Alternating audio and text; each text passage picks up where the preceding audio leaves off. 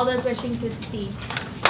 China, you've been recognized. So I think if we are not going to remove those people to other countries, we need to create like a strong border system and refugee support system within Libya. The United Kingdom believes that we should also do a little bit more to encourage local nations to take in more refugees so that these refugees don't have to make these really far journeys to different places and have a more practical way of settling in places which can still provide them safe sanctuary and aid but are closer to home. We don't want to put any military on the ground, and we want to focus on helping the government and creating stability in the country, which in turn will help drive out terrorism. The government of Libya does need help with their army. They need weapons, they need training, they need planning. Alright, so we've gained security with this great intern government. When does the intern government leave?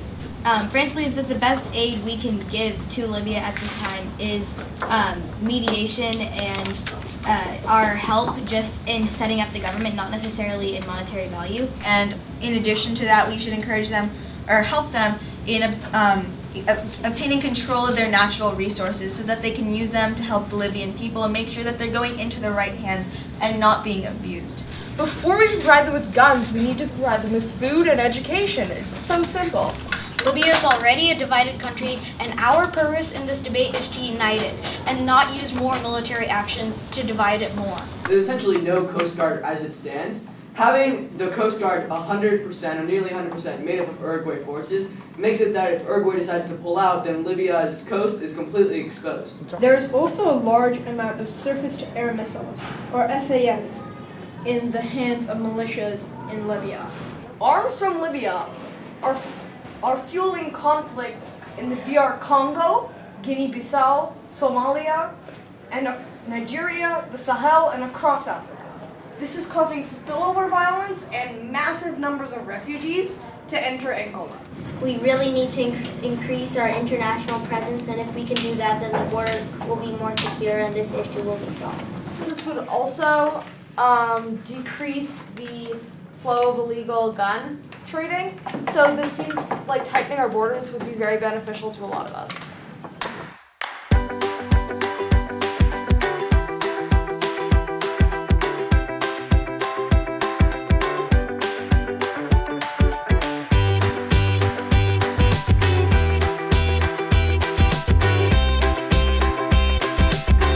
Everyone's basing their faith in that uniting the government will help everything else. Right now, there's very little chance that more peace talks, increased peace talks, will have an effect on the unified government. Relying on a committee to distribute humanitarian aid when the Security Council has the option to just get it done right now, at least partially, is something that Uruguay seriously questions. Because you are a foreign country sending in ships. It may to help, but do you think it could be taken as an attack? Definitely not. We would be seen as a fairly neutral party coming in to assist the Coast Guard in some of their troubles. But the definition between migrant and a refugee definitely plays part in this. You can't just send refugees back to where they came from. They're the reason that they are fleeing. I think you have some good ideas, but I think you could have further clarification on the issues. I think when you have this waiting period, what we're saying is peace talks have already started. And I think one of the questions we have to consider is there any action that we should take besides having peace talks? With UN funding and training assistance, the Libyan army, which is under the command of the government of National Accord, does have the potential to take on terrorism in Libya. But terrorism is not a problem that can be solved overnight, and having a stable government is the first step in order to stabilize Libya. This resolution is not providing too much intervention, but just enough to get the job done. How would you feel if some random country just came in and started training your military? It's completely violating what we stand for as the United Nations, and therefore we cannot support it. Thank you. We do not think the Coast Guard is necessary.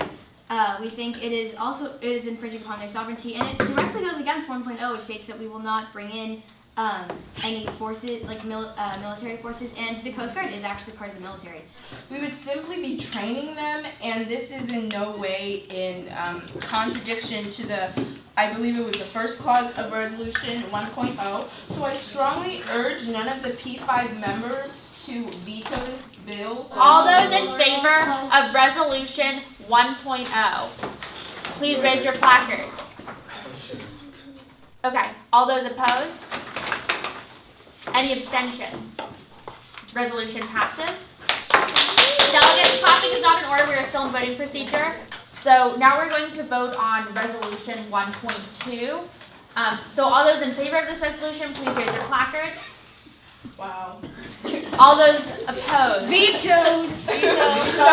This resolution clearly fails, given that I think all 5 members vetoed. The majority of the sanctions that we see today are currently on North Korea's army and nuclear program. Lifting those sanctions tells North Korea, oh, they're giving us the okay to expand our army, to expand our nuclear program. And that's exactly what we are telling them not to do.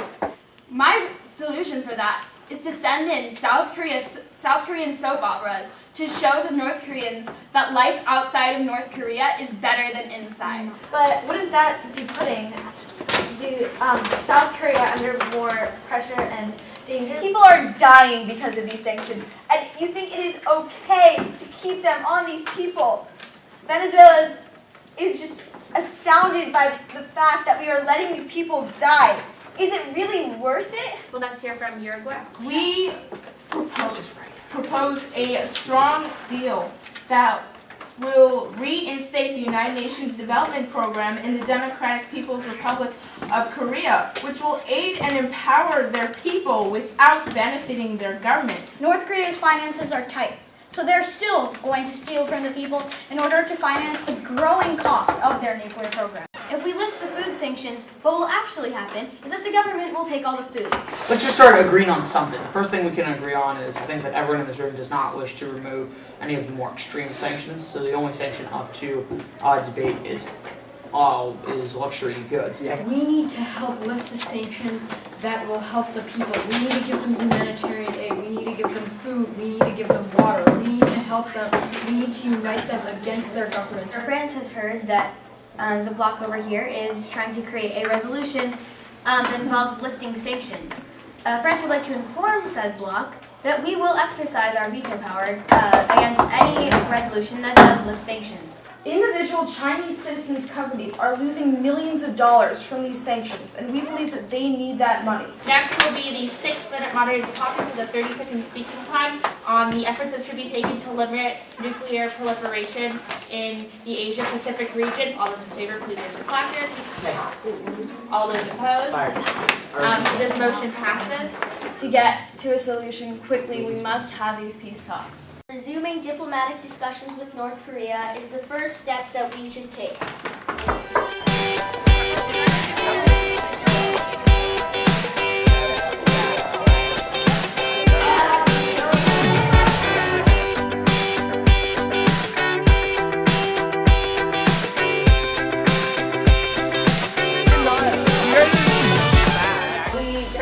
Of a lot of amendments and want to make sure that we address those issues and any issues that any delegates here have with the clauses of this resolution. More could be added to make it more forceful and, make it put the pressure on them that what they're doing is wrong. It did have teeth until some of our members decided to pull them out with their vetoes.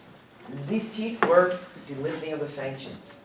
I am still advocating for this, but I am willing to compromise with the United States and France on this issue. Sanctions on North Korea should only be removed if North Korea is complying with international demands to immediately scale down their nuclear program and eventually get rid of it. China has and will continue to trade and have a fruitful relationship with North Korea. We do believe that they need to be denuclearized, but this has to be through diplomacy, not through military aggression.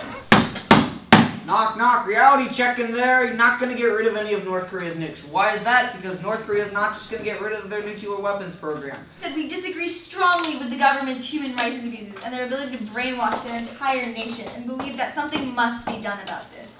Sanctions, however, still put pressure on any North Korean military assets, an important roadblock to development of nuclear weapons technology. And therefore, these should be kept. The United States lets NGOs go in and provide humanitarian aid to the people in North Korea. So lifting sanctions is not the way to go about that. They are a bottle full of gas right now. You are putting more and more pressure in, and someday that bottle is going to explode and hit all of you. If we lift sanctions, we are essentially giving them our approval of trading arms. This is not something we should be encouraging. Excuse me, sorry. Hey Vladimir. Oh wait. Oh no. North Korea won't get rid of their nuclear arms? Oh wait, no. But let's ask them nicely. Let's ask them not nicely. Oh wait, they still want to keep their nuclear arms? Thank you, delegates. Please remember to keep your speeches formal in nature, even if you're acting for dramatic effect. And what Uruguay is promoting is that we have a reinstituting of the United Nations Development Program, which, with the full support of the North Korean government, was able to go in and implement a wide range of community-based projects that greatly helped areas of North Korea. And we think that with peaceful negotiation, North Korea will be able to agree to this once more, and we could have it on an implementation of a wider scale. These people first need to get used to the idea of other people wanting to help them and not taking advantage of them before we can even think of lifting the sanctions. Thank you. Explain to me. Explain to me what 8,500 soldiers are going to do. Are they going to stop a nuclear bomb? We cannot remove 30% of our soldiers on the North Korean border. We need to intimidate Kim Jong-un and his government. We do not bend to ISIS's will. We will not bend to North Korea's will. The committee will end without passing a resolution, which is totally acceptable, delegates. And the goal of the committee, like I said multiple times, is not to pass a resolution. It's so you can better understand the topic and fully comprehend the issue and have some very productive debate. So, China has 3 extremely large objections to this bill. Number 1, sovereignty, something the UN Security Council takes into great consideration. Telling a nation to stop trading with another one, and then, again, not even offering any reason for that nation to do it in the bill, a resolution, that is completely unfair. The people don't actually get the things that are traded. The things that are traded go to the government. The humanitarian aid is what goes to the people. So slowing the trade is actually giving less things to the government. And A, it's a suggestion, and B, we are not directly saying China. So this should really, China should not agree to this at all. Thank you. Our country would like to first strongly thank the sponsors of Resolution 2.0 for including the necessary clause of the United Nations Development Program, which we strongly believe will strengthen directly the North Korean people, but not the government. this is my first time chairing something that was longer than a day, and I really enjoyed it. You were a very good group. I'm glad that everybody really participated. It's important to remember to use sort of creativity to come up with ideas like what can we do besides peace talks? If peace talks don't work and they've already have failed in Libya, is there anything else we can do besides restart peace talks? In North Korea, if we already have sanctions, what can we do besides adding more sanctions? So those are just some issues to think about in the future. I did wish though that the resolution on Libya did more to combat arms trafficking and terrorism. I know you're expressing some frustrations when talking. There were issues that we didn't get discussed, but that's because these issues are not easy to solve. If there was an easy solution, we wouldn't be here discussing them. Yeah, I did learn a lot just about Libya. I had no idea what was going on in Libya before researching for the debate, and then just learning about the GNA and the GNC and the different tribes and the terrorism going on in Libya. I just learned a lot more about that in this committee and researching, and I thought we did come to a fairly decent resolution, especially for a Security Council debate. Even though we went in circles a little bit about sanctions, I feel like that meant that we were more on policy than yesterday when everyone just agreed on everything, which should not happen at all. I think that I learned a lot about Libya. I mean, you hear all about Syria and all the terrible things going on there, but it's a Middle Eastern country that I really knew nothing about. I knew some stuff about North Korea. One of the main factors that played into the vagueness of the resolution was the fact that we had to get all five P5 members on board with it and make sure that they didn't want to veto it. So taking out specifics was one of the ways in which to kind of get them all to agree. So you see sort of all these issues that are come together in Libya because you have this hotbed of unrest because there really is no government, and as you've seen, international attempts to sort of form a government and reunite the country don't really work. But I'd like you to just keep in mind that this sort of anarchy started when you had a UN-backed airstrikes to take out Gaddafi. So just when you're thinking about in future committees, but whether the UN should take military action, be very wary when you're thinking about the consequences. Julia has gone with us to the Balkans. She participated in the migrant field study. She was on her first trip to Cuba. So she's been exposed immensely to many different committees, topics, field studies, etc. And I have to really commend her on insisting to not pass a resolution when it's not ready. I know that's not the general feeling of momentum we want to have in a committee, but it really is something that's very important to recognize and to do.